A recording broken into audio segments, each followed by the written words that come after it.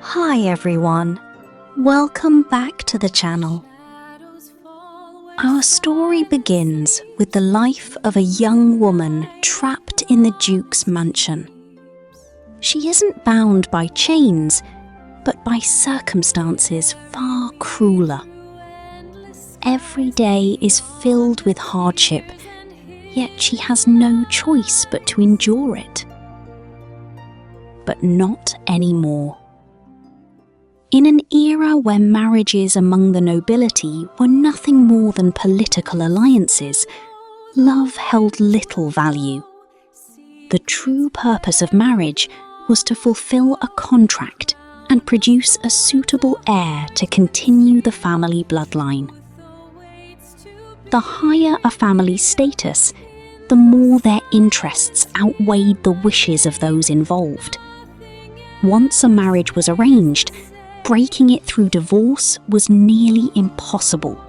As a result, the practice of substitute marriages was born. Meanwhile, at the Duchy of Tristan, a grand bridal procession arrives from the kingdom of Hernal.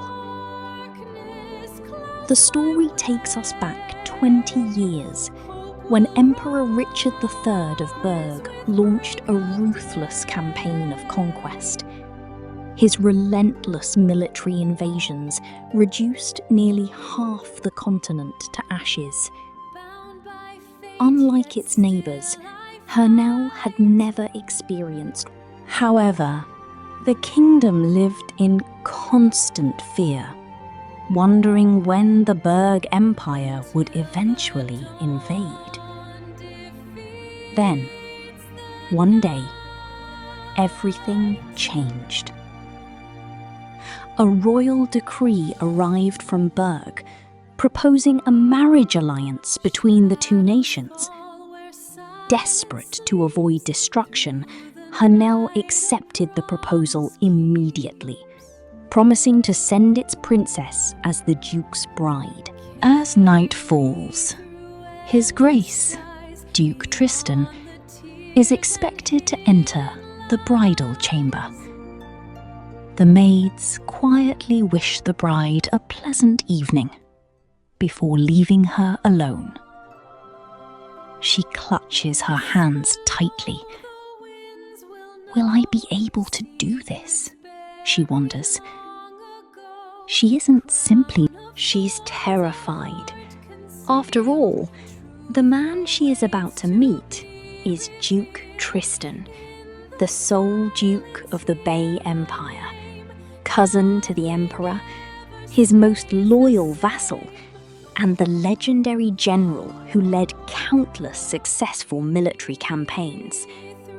To many, he is nothing less than a war fanatic, whose name alone inspires fear across the continent. As she sits beside the candlelight, a cold breeze suddenly sweeps through the room. "What was that?" she whispers. "Someone's here."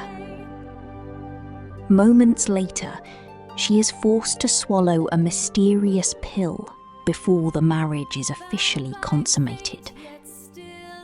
As everything unfolds, the Duke quietly begins to notice that something about his new bride doesn't seem quite right. Trying to calm herself, she repeats the same words over and over. "Just have to endure this." The story then flashes back to the day she first arrived at the Duke's estate.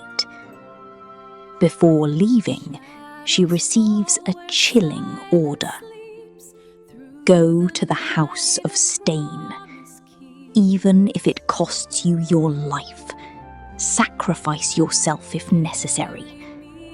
Discover the Duke's weakness, and if he has none, create one. That is the only purpose you serve. The following morning, she wakes up in the Duke's bridal chamber. She's still alive. Will I succeed? She asks herself. You've regained consciousness, a calm voice says.